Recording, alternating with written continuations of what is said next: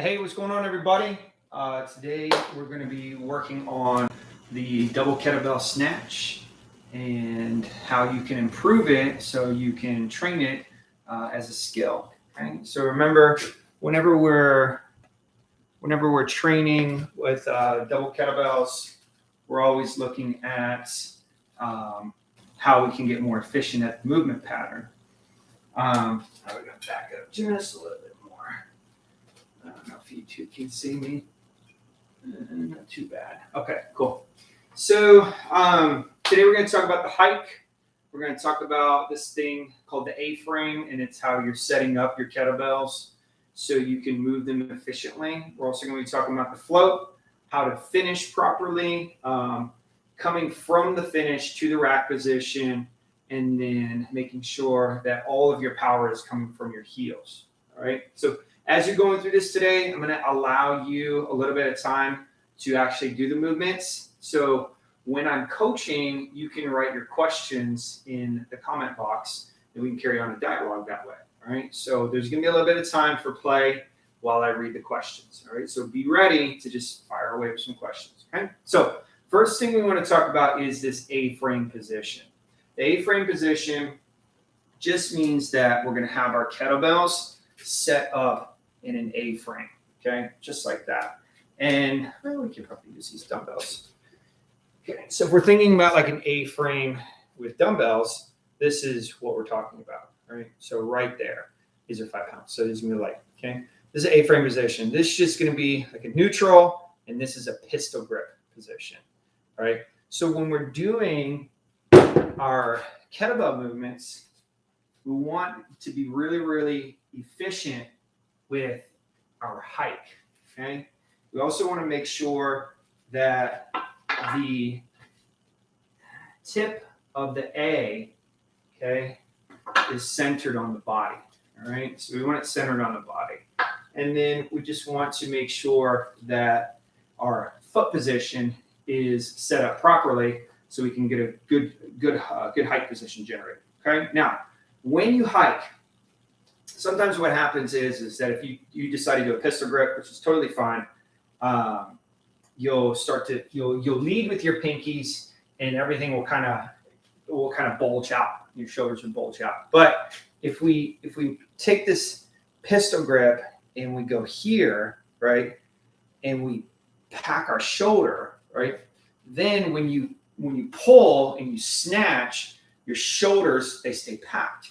And then the load of the kettlebell stays away from over the head, right? Because if you kettlebell snatch and the kettlebell lands over your head and your elbow fatigues, the kettlebell is going to fall on your head.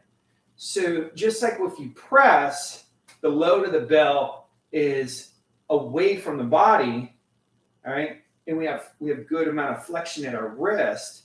That's going to secure the lockout. And all of the load of the bell is applying pressure into the hammer side of the fist. Okay. Now, this is just for hard style. This is just for lifting heavy kettlebells, which is what I do at the field house. I teach people how to lift heavy kettlebells. And heavy is based on you. It's not based on somebody next to you. It's just based on you. Okay. So take that in mind with what I'm teaching today. All right. We're not talking about any other realm of kettlebells because anything kettlebell related is cool. Okay. It's just, this is what I do. All right.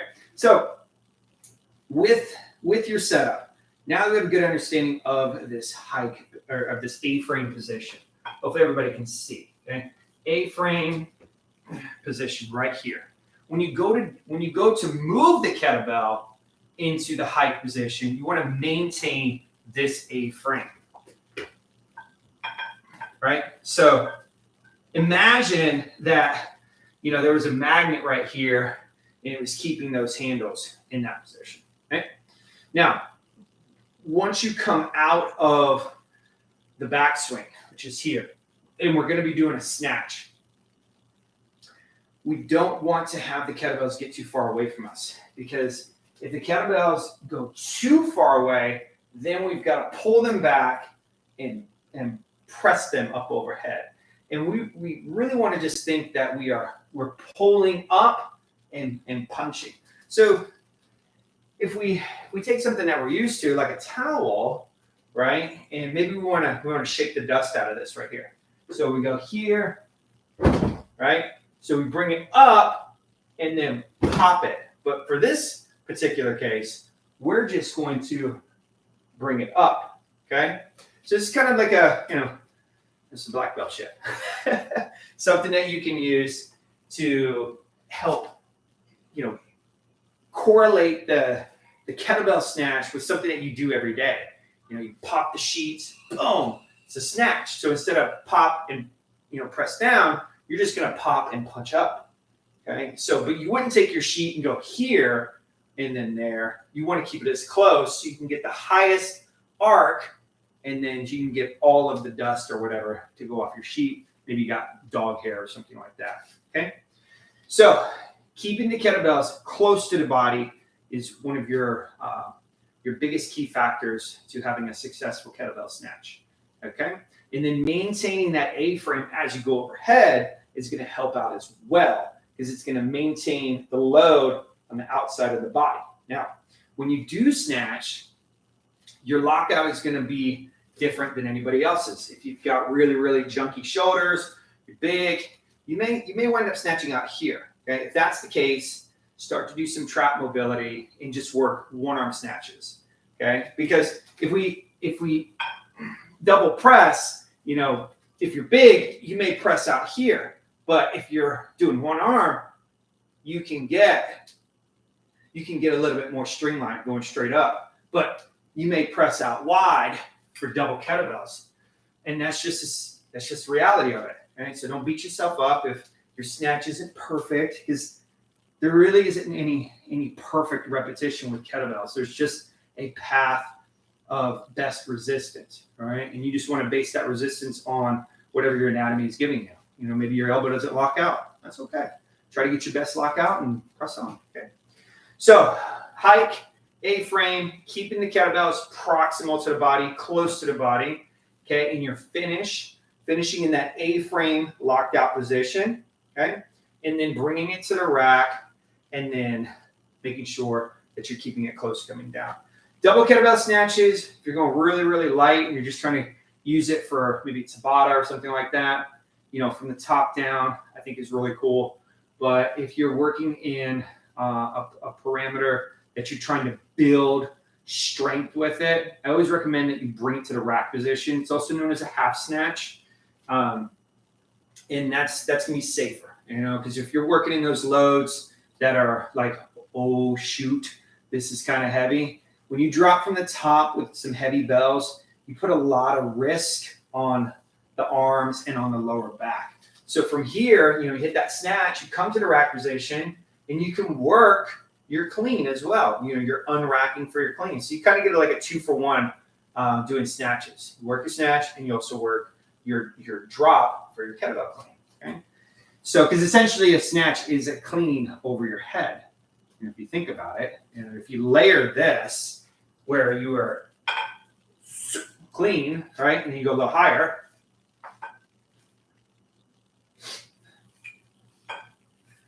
and you just finish up the top, right?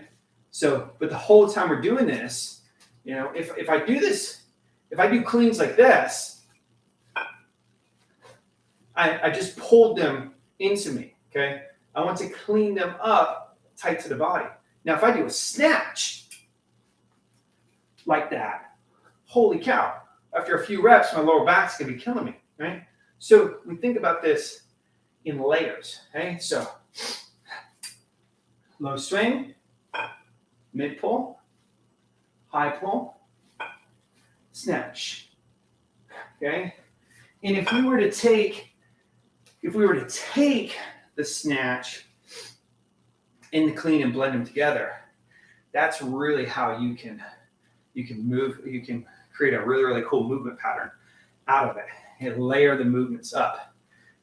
Low swing, mid pull, clean, high pull, snatch, rack. Okay. So give yourself a few minutes and let's work on this complex right here. Okay. Let's everybody do 3 reps of a low swing, okay? Let's do a high pull and a snatch, because I think the low swing might confuse a lot of people, okay? So we're going to do 3 reps as follows, and then I'm going to answer questions, okay? So we're talking about proximity, okay? Proximity, meaning that, okay, if I'm right next to this wall, okay, I won't hit it, but I'm not going to do that, because just in case, okay? So high pull, okay?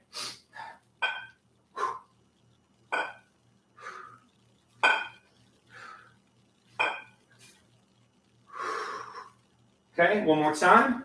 Different view, okay?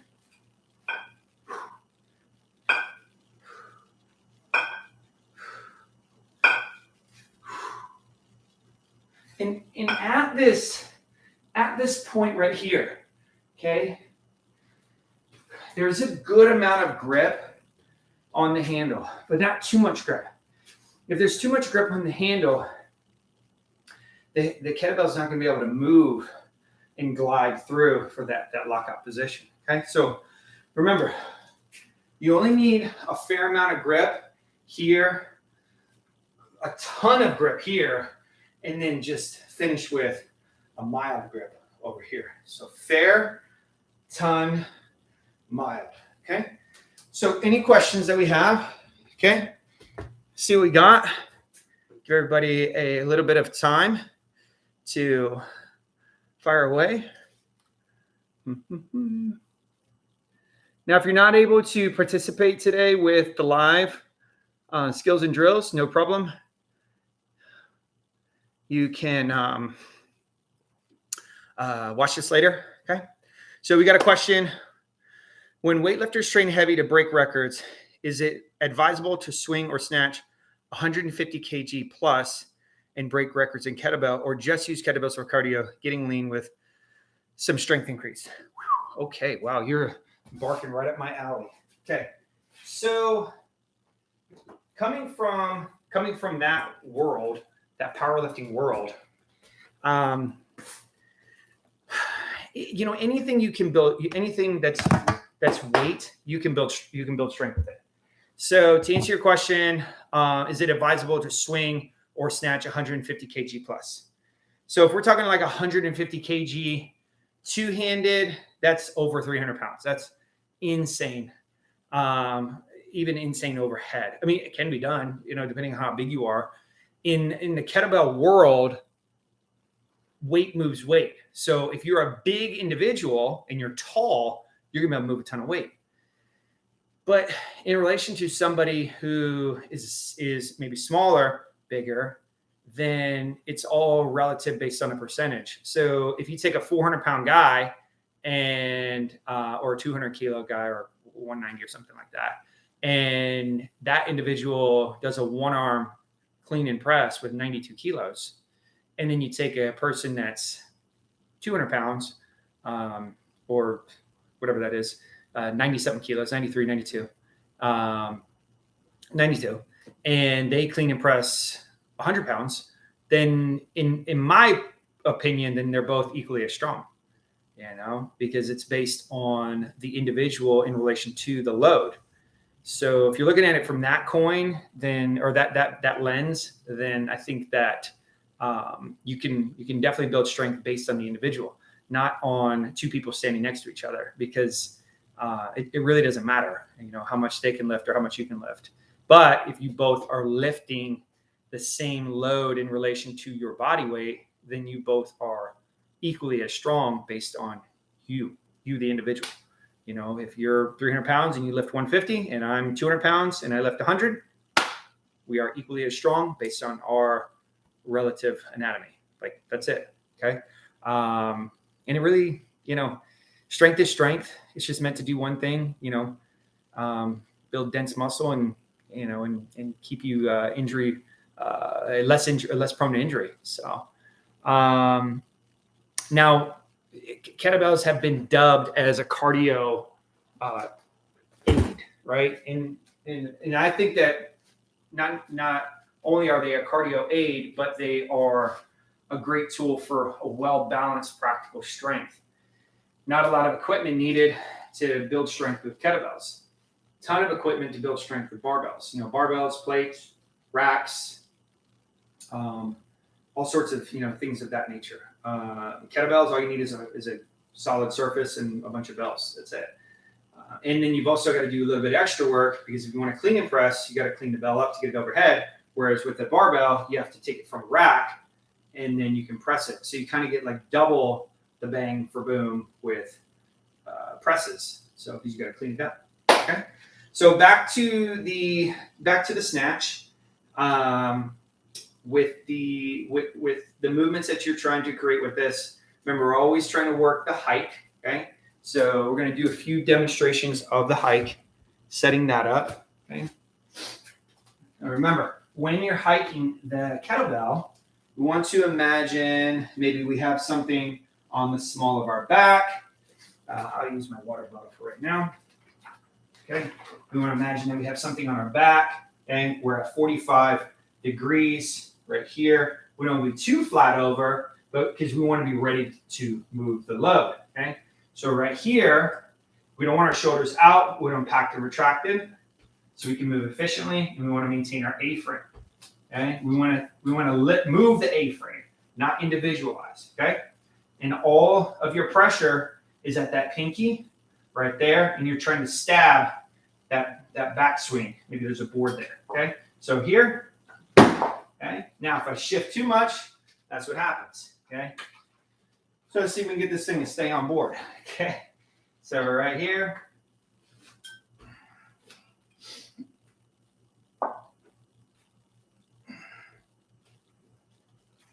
Okay. So when you're doing your heights, this is something that you can use to build up some awareness. Water bottle, maybe a quarter of the way full, put it on your lower back. If it tips, then you know that you're not in a proper position to move the kettlebell efficiently in a hike.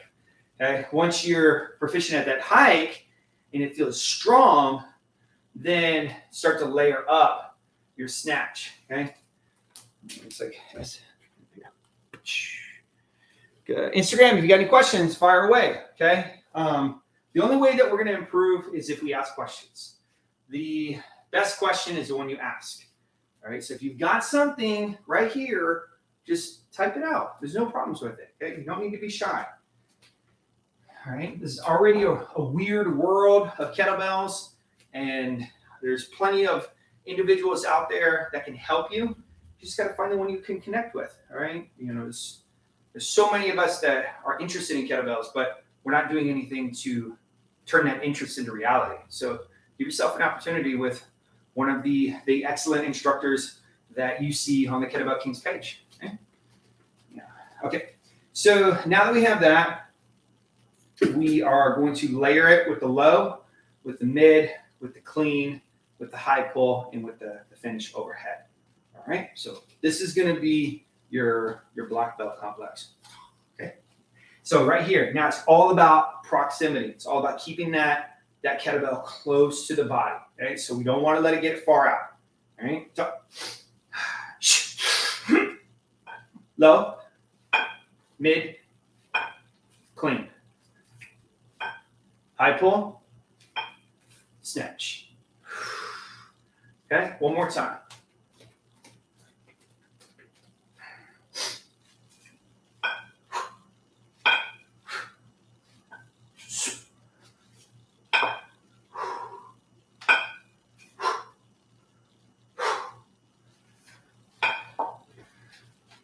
One more thing to remember when you're doing your kettlebell work. If you're doing your kettlebell work and you are hinging with a neutral spine, okay, here, you are going to hinge and move athletically with a high level of efficiency. If you hinge and you start to look up, you are going to put a ton of stress on your neck right here. Okay, so keeping that neck in a nice neutral position, or doing this is going to really jack things up. The other thing you don't want to do whenever you're training with kettlebells is hyper focus on the floor, right? To where when you're doing your movement patterns, you're just zoning out on the floor, because you're right here, you're putting all of that load on your neck every single time, right? Because now your neck is not in line. You want to keep your neck in line and as neutral as possible, okay? Neutral spine. And one of the ways you can do that is with this dowel rod, broomstick, whatever you want to do, go to your local hardware store, you can find one. Now, typically when we do this, we'll pattern this for our students to teach them how to hinge. For you, when you're doing it, you want to teach your head how to stay in a proper position. So the only way you can do that is by forcing your head into the stick, right? Because if you apply pressure this way, then your head's gonna be like, well, fuck it. I've got my hand pushing my stick into my head, so I don't need to worry about what my neck is doing. So you need to cognitively think that when you're right here, okay, you're in this nice neutral position, okay, you're hinging, you're coming up, yeah, right here, so I'm gonna hit the wall, okay, tuck chin, boom. Now, when you hinge, if you hinge too far down, all of the load is gonna go to that lumbar, okay? So when you hinge down, you're trying to push your butt back and then push the force through the floor and finish with your hips. Last week, we had a question about feeling more pressure in the hips during the hand-to-hand swings. And all this means is that when you're hinging, you are just thinking of this as a back bend where you're doing this and you're thinking about coming all the way back. If you were to do a deadlift, right? Your deadlift, that's the finish of your deadlift. This is not the finish of your deadlift. See how my knees are loose? So if we finish for a clean, okay, we need to finish right here. We don't want to finish right here because all that load goes back there, goes on my back. We don't want that. If I finish with a snatch in the same concept, right, what's happening there? The kettlebell is coming far away from the body, and then I'm landing in this like flex position with load over my head. Not even in Olympic weightlifting is that going to be happening. If they catch, they're catching here, nice and strong, good strong lockout. They're not catching, or they're trying not to catch like this. Because if they catch like that, then it's just poor movement patterns. Or if they're doing, jerk, okay, everything. The ribs are stacked over the pelvis. Okay, we don't want to land in our clean like this. You don't want to land like that. You definitely don't want to land like this. Right? So make sure that when you're doing your kettlebell movement patterns, that you are landing and you're finishing in your end position properly. Okay, so strong. Okay, standing, flex quads, squeeze your butt cheeks, nice and strong, or right here, or if you're doing your kettlebell swing, same thing. Okay, so let's see what else we got for questions, and then that's about it for you guys today. Okay, I need to duct tape the dowel rod. So one of the things that you can do for the dowel rod, okay, is you can grab yourself a band. Okay, grab yourself a band and loop it. Okay, and then put it on high enough up to where you can get your dowel to I don't know fucking how we're gonna do this, but this will probably be easier if I do this. There we go. Okay, so you go from the side, and then you got it stuck in there, all right? So maybe pull a little bit tight right there. Okay, and then you've got a good cue, right, where you can do this right here. You can just warm up, and then you can just neurologically feel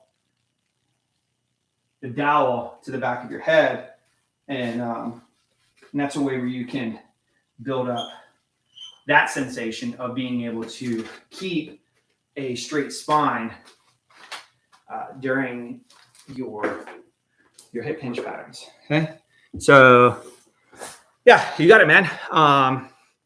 Yeah, I've been training with kettlebells since 2014. So thank you so much, man. I'm going to practice. Thanks, Beth. It's always good to see you. If anybody needs any coaching advice or any assistance with improving their kettlebell snatch, feel free to send me an email, mavericksfieldhouse@gmail.com, or best way to really get a hold of me is going to be through the inbox on Instagram.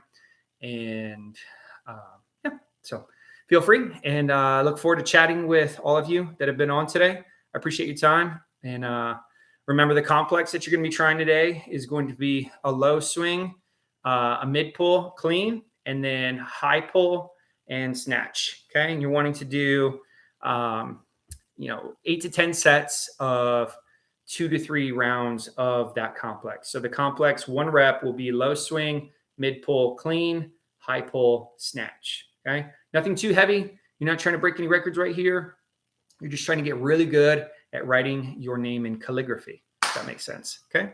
The pointing of your toes more out. Oh, fit with ease. Okay. Yeah. Great question here about the feet. Okay. So there's a lot of about your feet. Kind of go with what the best preference is for you. Okay. Now, if we're training single kettlebells, we only need to be wide enough to get our kettlebell between our legs, but we still have to be able to maintain a rule, which is going to be keeping the kettlebell in line with the body. Okay. So we'll stay on here for just a couple more seconds. Okay. Maybe minutes. Okay. Now, here's one thing to think about when you're setting up for your kettlebell work. Okay. So let's just say we're going to go double kettlebells. All right. What I teach my students is big toe directly behind the center of the kettlebell, lined up. Okay. So I call this the kettlebell hokey pokey. Okay. You take your right toe out. You take your right heel out. You take your left toe out. You take your left heel out. And that's what your setup is all about. Okay, so, and then you're pretty much good to go to set up for your double kettlebell work. Now, what do we do if it's single kettlebell? Single kettlebell, same thing. Now, toes are directly behind the bell. Here, here, here, here. Now, we're ready to rock and roll for our two-handed swing. That's that. Okay, now what do we want to do if we do single arm? Okay, so for single arm, okay, shit, how do we do this? Oh, yeah. For single arm, okay, we go out, out, out, out, and then our kettlebell should be in line with our extremity. Because when we're doing single arm work, we don't want the kettlebell in line with the center of our mass. We want the kettlebell in line with the extremity that we are using. Okay, so I've got the dowel indicating my line of where the kettlebell is going to be going. All right, so it's in line with that shoulder right here. And this is a great just cue that you can use if you're teaching somebody right here. That's it. Because if I reach across the center, then you can automatically see that my alignment is off. Okay, and when your alignment's off and you're loaded, it's going to put all of that anti-rotation on the hips, and then you're just going to wind up doing this, right? And you're going to see this happen right here, right? Now, are you performing a clean technically? Yes, you are. Are you performing a swing? Yes, you are. However, is that clean? Is that swing going to be efficient enough for you to build strength on without achieving copious amounts of injuries, right? Don't want that. Okay. So hips anatomy. Great. Thank you. Reasons for asking is that my stability has improved and back pain is gone. Ah, that's fantastic. So fit with ease. with your foot positioning, are you going more like you're on skis? Or are you going a little bit here? Or maybe one foot is almost straight and the other foot is almost out?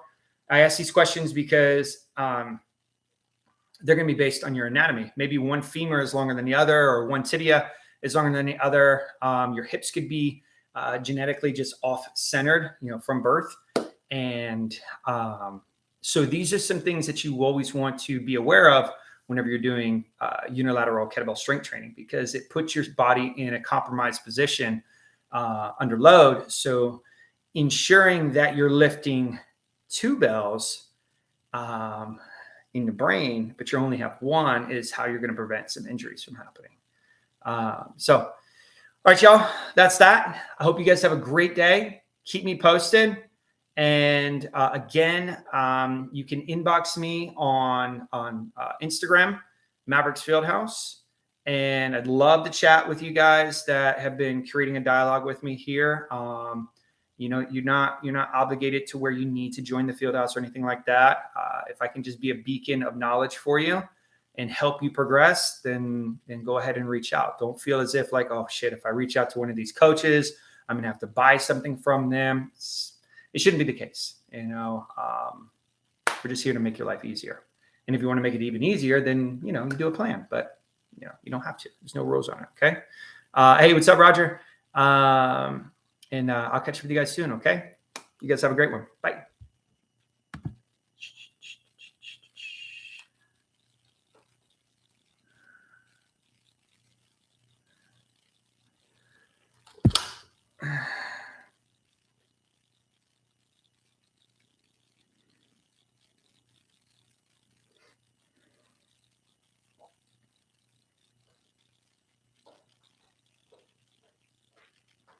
Because I need to keep use the restroom.